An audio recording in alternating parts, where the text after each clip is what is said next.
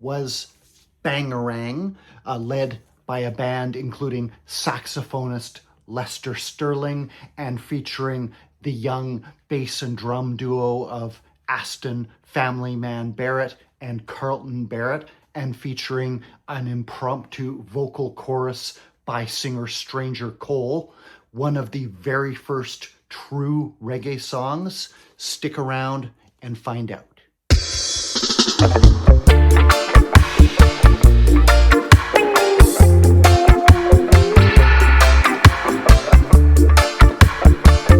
Welcome back, everybody. Thanks for joining me in the record room today. My name is Doug, if you are new to the channel.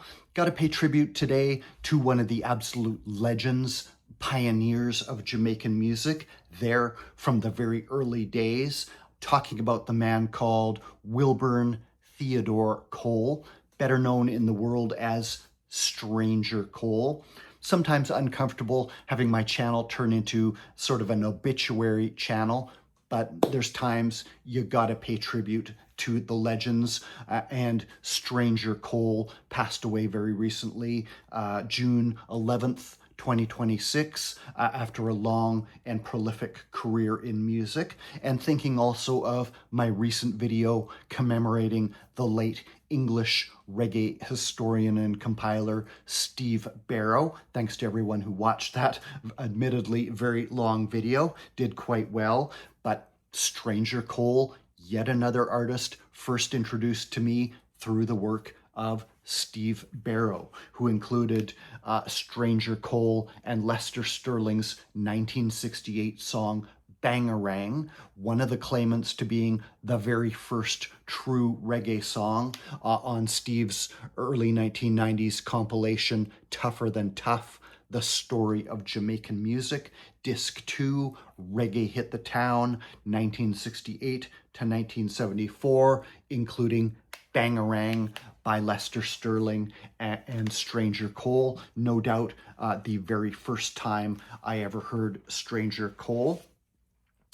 Steve thought enough of Stranger Cole in his music that he included him on the very first compilation he ever did around 1979 for Island Records, Intensified, Original Ska, 1962 to 1966, Mango, which included the 1963 song We Are Rolling by Stranger Cole, done for producer Duke Reid, one of the preeminent producers of Jamaican music in the 1960s, and a later one, Dance Crasher, Ska to Rock Steady, from 1988 for Trojan Records, also looking at Duke Reid's music and including one of Stranger Cole's very first songs, Rough and Tough, from 1962.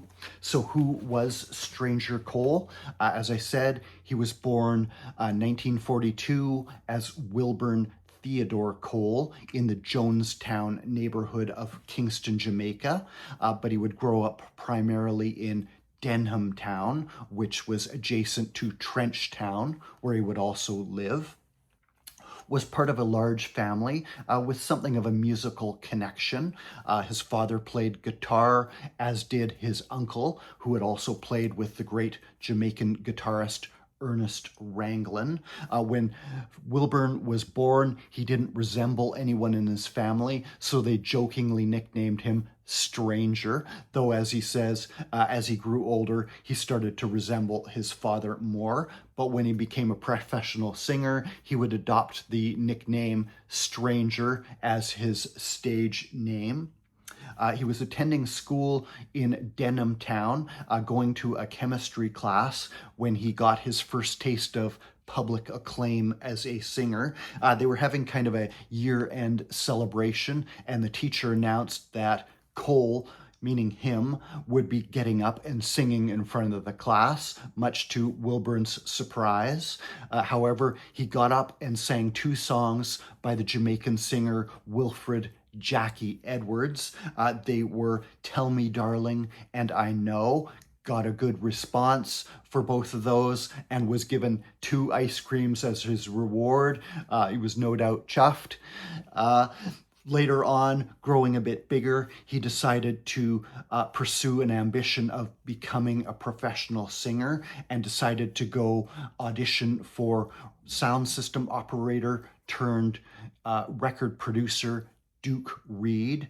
Reid was a tough former policeman who had started up a sound system from the premises of his liquor store, later building a recording studio there on Bond Street in Kingston, the famed Treasure Isle studio and label, which was preeminent through the ska and rocksteady years of the 1960s.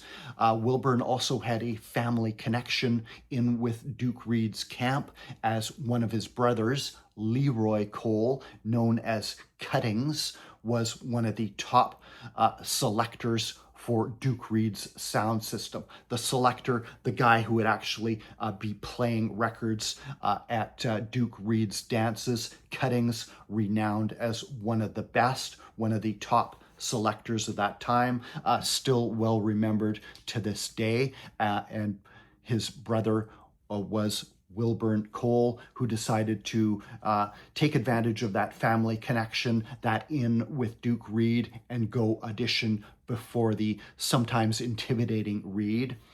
Reid then calling for young Cuttings, as he referred to Wilburn, to come in and perform for him. Wilburn sang a song he'd written called In and Out the Window, in kind of the Jamaican rhythm and blues style that was then in vogue. Duke Reid loved the song, wasn't sold on Wilburn Cole as a singer, told him he wasn't that great, and that Duke already had great singers like Derek Morgan and Eric Monty Morris. However, he did like that song, so he asked Cole if he could give the song to Eric Monty Morris and credit Cole as the writer. Stranger thought that was still a good opportunity and agreed. Then the song was a smash hit that reached #1 reportedly. And Duke Reid then softened his stance on Stranger Cole as a singer and told him to rehearse 2 further songs. One was the boastful Rough and Tough, which Cole did on his own as a solo singer, and that song caused a bit of a ruption in Duke Reid's camp, as there was a wiry young man there by the name of Lee Perry who claimed he had written the lyrics. Ended up in a physical altercation between Lee Perry and some of Duke Reid's imposing men. Perry was headed for a beatdown, had to be pulled out of the situation by Coxsone Dodd, who took him to his camp.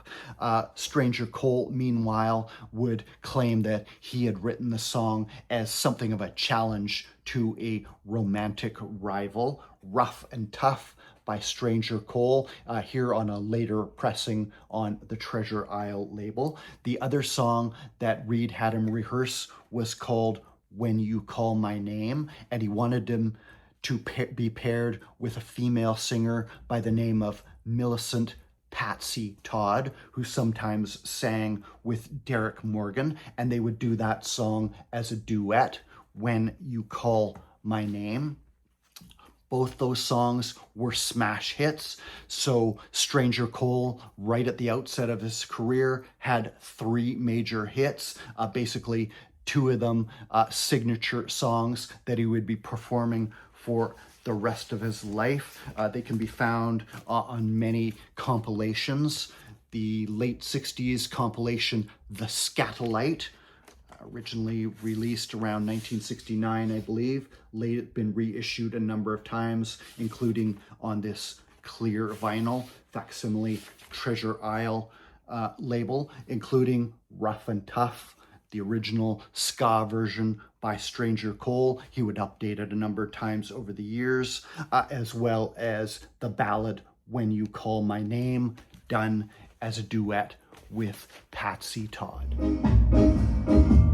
Who are you that I should be mindful of? You run for refuge and were rescued. That's a fact.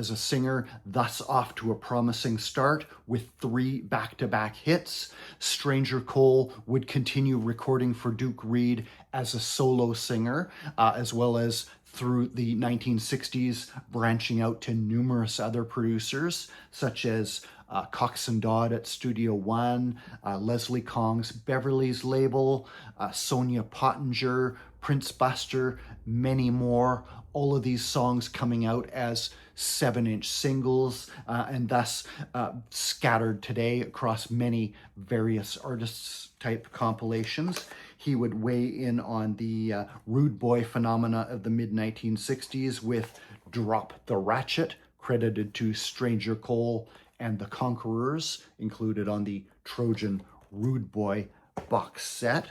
But he would also cultivate this sideline as a singer of duets in partnership with another singer, beginning with Millicent Patsy Todd on that very early single, When I Call Your Name, credited to Stranger and Patsy. That is also included on the Treasure Isle Story 4-CD box set from Trojan, When I Call Your Name by Stranger and Patsy. And it also includes another song by a further duo partnership that Stranger would enter into with a youth named Ken Boothe, himself shortly to become a legend of Jamaican music. Prior to recording, Stranger had rehearsed with an informal vocal group on the street corner in Denham Town, and a youth named Ken Boothe used to come around and listen to him, grew to admire Stranger Cole, started practicing with him. Stranger Cole thought he had a lot of talent and brought young Ken Boothe to Duke Reid for an audition. Stranger Cole also becoming something of a talent scout for Duke Reid, bringing acts like the Techniques to him to do their first recordings, and he hoped to do the same with Ken Boothe. As he had been with Stranger Cole at first, though, Duke Reid didn't think Ken had a great voice, but he did pair them up as a duo on a song called Uno Dos Tres, which was a big hit. And a further song by Stranger and Ken, Feeling of Love, also included on that Treasure Isle Story box set. However, Ken wasn't a fan of Duke Reid's somewhat rough and gruff, intimidating ways, and the pair then defected over to Cox and Dodd's Studio One, where they had hits like World's Fair and the first version of Artabella, one of Ken Booth's signature songs that he'd later do solo, but the original hit done by Stranger and Ken can be found many compilations, such as Ska Bonanza from Heartbeat Records, Artabella by Ken Boothe and Stranger Cole. Can also be found on Ken Boothe, A Man and His Hits, also from Heartbeat Records, Artabella, Stranger Cole, and Ken Boothe. Moving into the rocksteady years from 1966 to 1968, Stranger Cole would also enter into a partnership with pianist Gladstone Anderson as Stranger and Gladdy, with one of their big hits together being Just Like a River. It's kind of a self-production by themselves, was originally intended to come out on one of producer Sonia Pottinger's labels, but she refused to pay an advance for it. So through Lee Perry, by then working for Joe Gibbs during a short stint as in-house producer for Joe Gibbs, it was brought to Gibbs, who distributed the song Just Like a River, a big hit around 1967, I believe, and that one is included on the First Class Rocksteady compilation from VP Records, 17 North Parade imprint, as well as collected on other various compilations.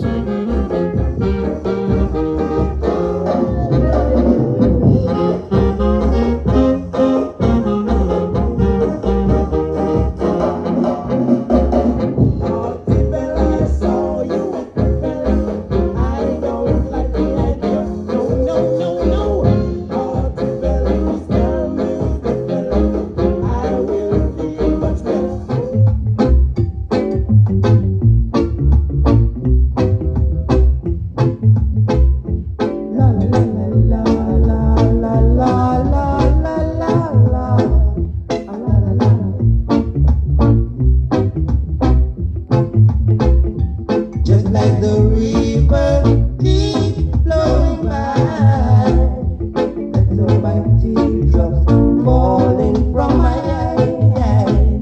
Darling, why did you let me cry?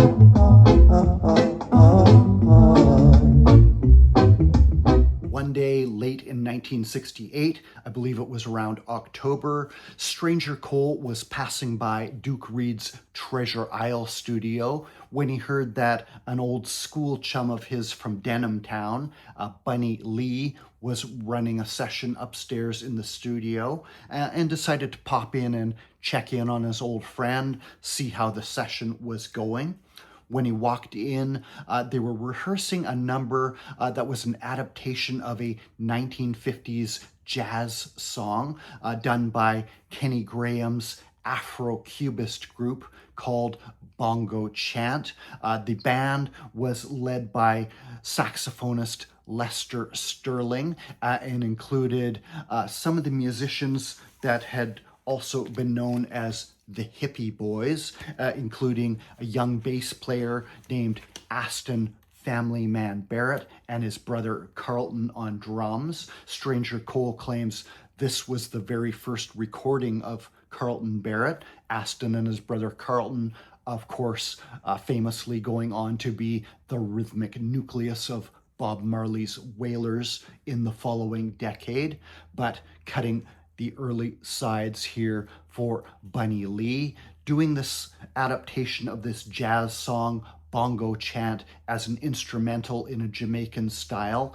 But according to Bunny Lee's account, they were young, somewhat inexperienced musicians, couldn't quite match the chord changes, the tempo of the original number, so they had to reduce it to 2 chords, focus on the organ shuffle, and the rhythm that they came out with would be considered by some as one of the first true reggae songs, with the rhythmic shift occurring from the earlier rocksteady phase to what would soon be called reggae. Bunny Lee himself adamant in many sources that this was the very first reggae song, but it was originally done as an instrumental, but it was felt that they needed a little vocal to spice things up, and Stranger Cole happened in the room at just the right time. They were bandying around the phrase Bangarang, which in Jamaican slang means trouble, hassles. You don't want any bangarang or problems happening. And on the spot, Stranger Cole came up with the phrase Muma, or mother, no want no bangarang. Mama doesn't want any problems. So he sang that one line over and over again. They cut the song. It was out upon road, as they say, and became a smash hit, included, of course, on that Tougher Than Tough box set by Steve Barrow as one of the essential Jamaican songs, claimant to being one of the first true reggae songs. Bunny Lee adamant that his production of it was the first, though of course there are several other claimants, one of which being Nanny Goat by Larry Marshall, done for Studio One. Bangarang by Lester Sterling, saxophonist, with vocals by Stranger Cole, here on a 10-inch single on Lee's Gold, first introduced to me on that Tougher Than Tough box set.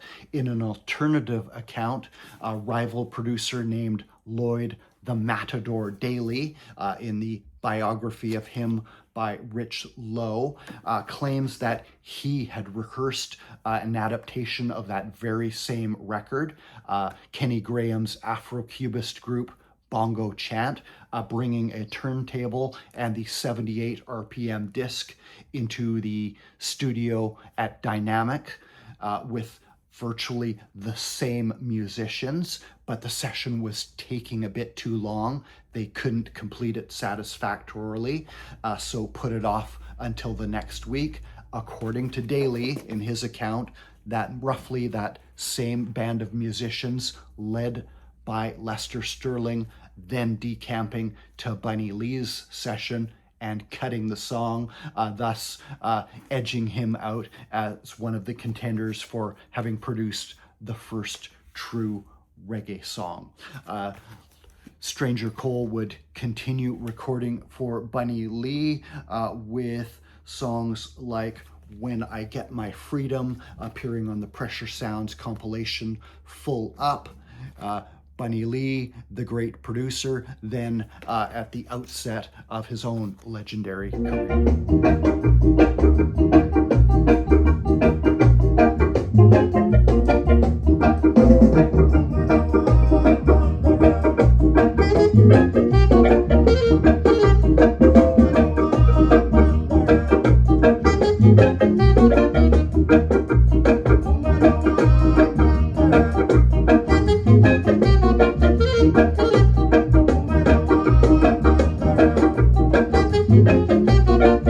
Bangarang as one of the key songs indicating the rhythmic shift from rock steady into what we now know as reggae. Guitarist Alva Reggie Lewis played on that song, and some of the other musicians used to chide him for playing that streggae reggae rhythm. Streggae, slang word for a woman of not very good reputation. Some claim that reggae is derived from that. As the reggae rhythm took over, Stranger Cole would adapt to the new style, continue recording for various producers, with Black is Black appearing through Studio One, credited to the Freedom Singers, but identified as Stranger Cole and Winston Francis. That can be found on the Pirates Choice 2 compilation, unauthorized release from the Rocka Shaka label out of Japan. In 1971, Cole would travel to England, and following that, by 1973, would permanently relocate to Toronto, Canada, on the advice of, or the invitation of one of his relatives who was there.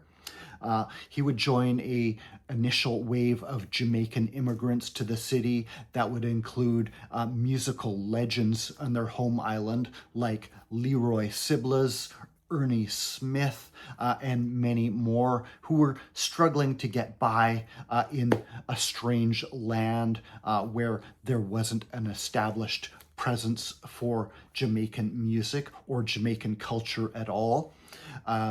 Stranger Cole would initially start work as a machine operator at a Tonka toy factory in Toronto, Canada, later going to work as a janitor at the Eaton's department store. I can remember going to Eaton's stores as a kid, all gone now. But beginning to, once there was a bit of an awareness that he was a well-known singer back in Jamaica, he was accorded a level of respect there.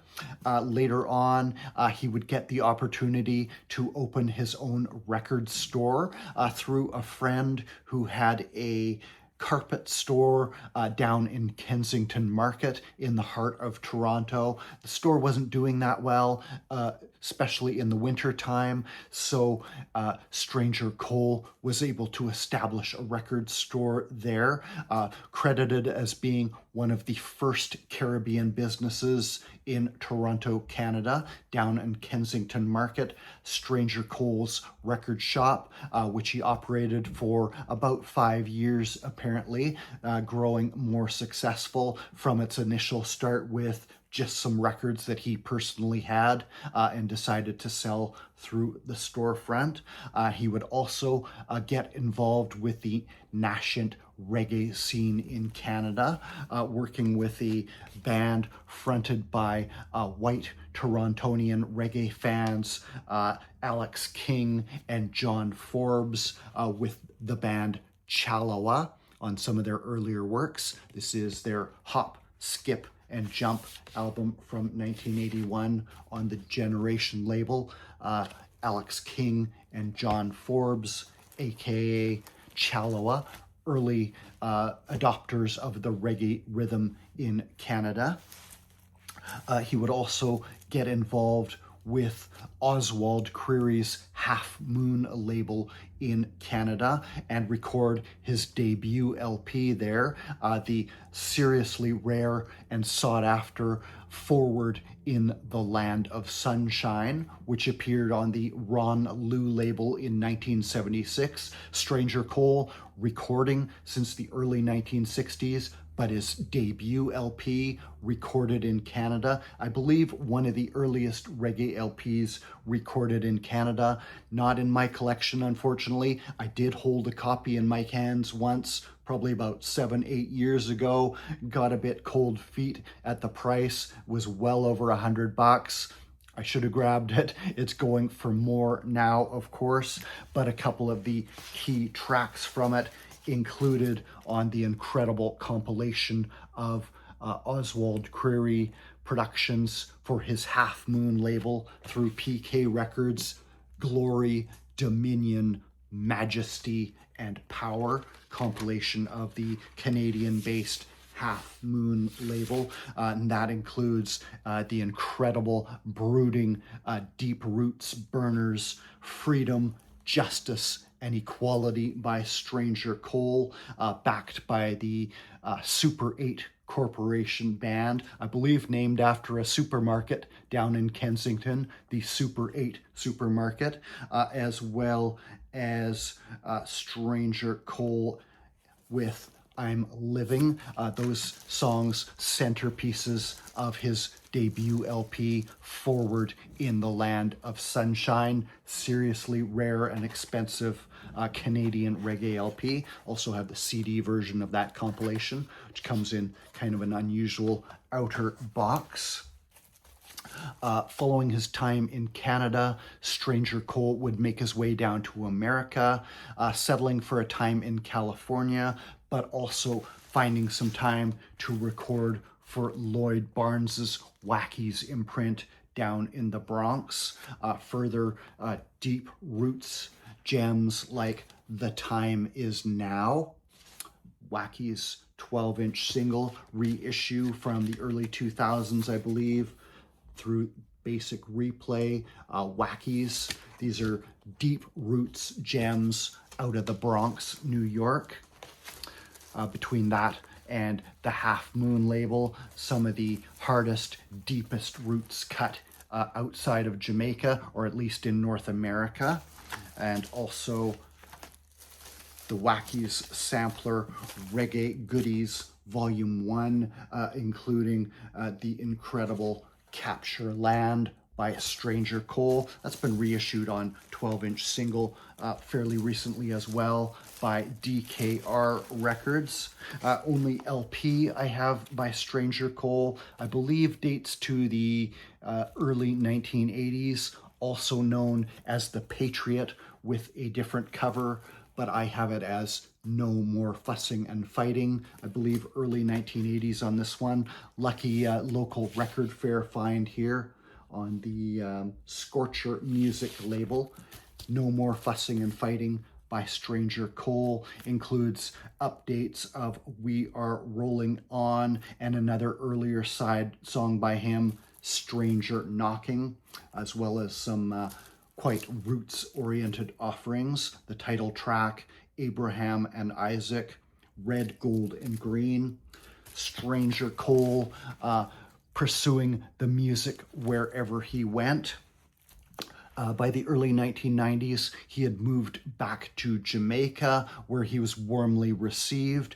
And in later years, he was as busy as ever, performing live all over the world, continuing to record.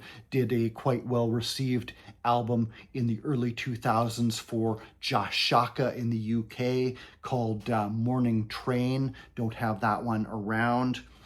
But one of the great ambassadors, one of the foundational pillars of Jamaican music, now transitioned on, so it's appropriate to take a look back at his life and career. Walk good and rest easy, Wilburn, Stranger Cole. Thanks for watching, everybody. Cheers and take care.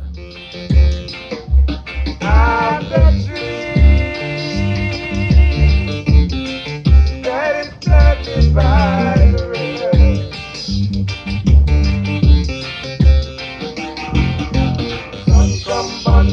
rain come wet me, I'm living.